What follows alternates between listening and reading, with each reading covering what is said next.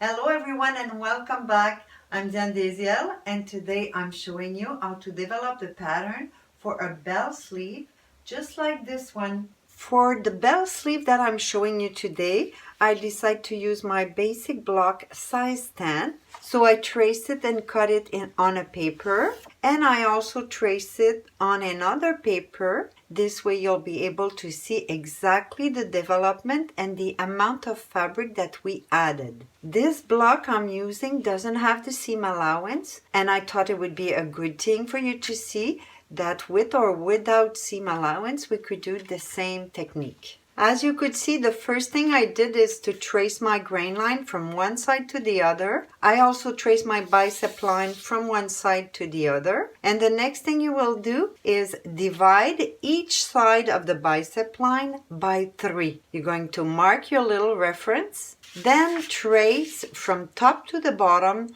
90 degrees from the bicep line. You're going to trace line on each 1/3 measurement.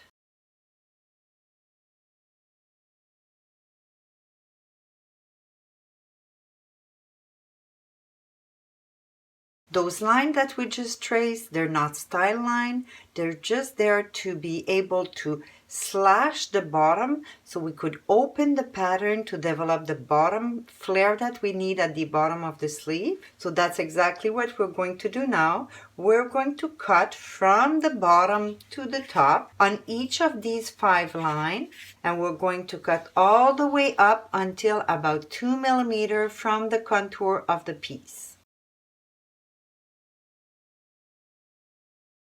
Now about the measurement that you're going to open. There's no specific measurement. It's always a matter of style, how much you want to flare out. As you might know, I like to just double my measurement. So if I want to gather it, I have nice full gather. But it's really up to you. You could decide, for example, to put 2 centimeters between each line, and that would be good. In that case, for the bell sleeve, it all depends on how wide you want your sleeve at the bottom. For this example, I'm going to do my usual doubling the measurement. So what I'll do, I will take my measurement of the 1/3 that I found here on the bicep line. I did got 5.5, and as you notice, my middle line was my grain line. So on the bottom paper, I'm going to mark half of that measurement on each side of the grain line. In that case, it would be 2.75.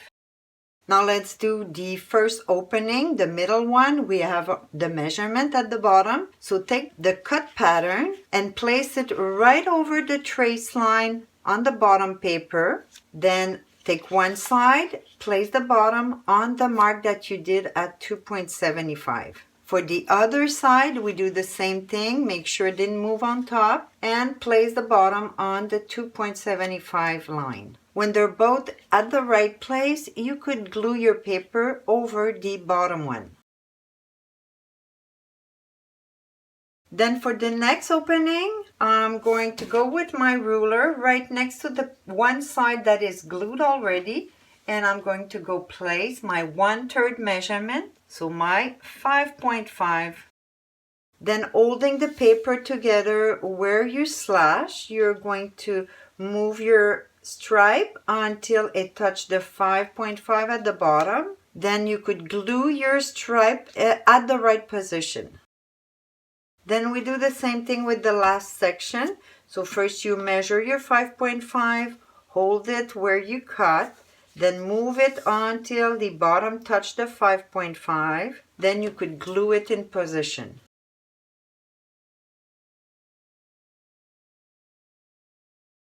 I'm now going to do the same thing with the 2 opening of the other side. So first put your measurement, the same measurement, 5.5 for me. I'm going to pivot my piece, holding it on top, then glue it in position, and same thing again. Now for that kind of sleeve, I usually do an extra opening or extra adding fabric at the bottom by retracing the underarm seam but this time 90 degree with the original bicep line. And that's the reason why I ask you to trace that bicep line on your plan. So you have your bicep line here on the last piece, and you're going to put your ruler 90 degree on, touching the underarm point, and then you're going to trace from the underarm point all the way down. This will give you a little more volume at the bottom, pretty much the same amount that we had. Next, I'm going to do the same thing for the other side. Once you have your new underarm seam, you're going to take your ruler again and place it square at the bottom, touching the little bottom of the sleeve that you have there on your first piece. And you're going to trace it with a square line. Of course, we do that on both sides. Now, the pattern could be finished by closing the bottom, tracing a line touching as much as we can the little piece that we cut. So just trace that line. But to have a more couture look and a better fall, we should follow the natural fall of the body, meaning that we would need a longer distance on the back because your arm naturally bend a little bit towards the front. So the back part should be a little longer, and opposite, the front part should get a tiny little bit shorter. And that's what I will show you. The measurement that I'm giving, they're realistic, so you could use them for women or kids pattern. Now, to get the better fit and shape the bottom of the sleeve, we're going to take the ruler and measure from the new underarm seam until the grain line. Then divide your measurement in two and just do a little mark at the bottom. And do that on both sides of your sleeve. Now the measurement. What we're going to do is on the front side, single notch, we're going to trace a tiny little line 1 centimeter higher, exactly at the half measurement. Now on the back side, the double notch, we're going to do the opposite. We're going to go down, add a little bit to the length, this time 2 centimeters down at the half mark, and we trace for a little while. Now to be able to shape and do a nice continuous bottom line, I'm going to ask you also to change a little the length on the underarm seam by going down 1 centimeter, and we're going to do that on both underarm seam. Now I'm just going to turn my pattern so you could see the bottom line all in one shot. Now we'll be able to trace the bottom line starting on one side at the underarm seam, the 1 centimeter down. We're going to softly go up to the 1 centimeter up on the front side. Then we'll go back down to the original level at the grain line. Then we'll go down to the 2 centimeter of the back side. And then you'll go up to reach the 1 centimeter down of the other underarm seam.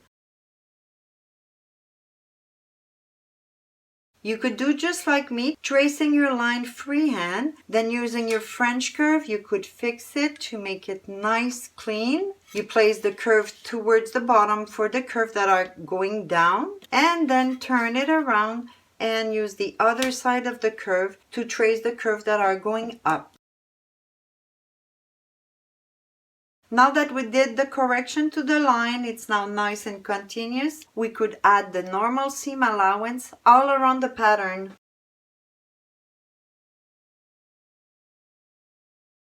Now before cutting, as you must know, we cannot do a hem at the bottom. That's why you have a seam allowance. As soon as your hem is curved, it is a much nicer finish to do a separate facing for your hem. And that's what we're going to trace now, a 5 centimeter facing parallel to the bottom of your sleeve. Now for sewing purpose, to avoid mistake of reversing the facing in the sewing, I suggest you put a double notch for assembling facing to the bottom of the sleeve, double notch in the back, and single notch somewhere on the front side. Now, as you could see, I did remove some excess. I did not cut on the seam line, just a little bit below. I cut the excess of paper because I'm planning to use it, putting it under my sleeve. So I covered the complete facing area. I'm going to pin them together. So when I cut my sleeve, I also cut in the same time my facing, at least the bottom line.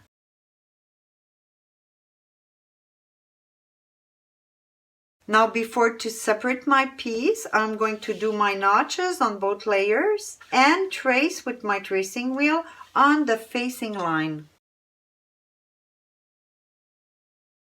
I also trace my grain line to get it on my facing piece, so just this little area, and I could now separate my piece.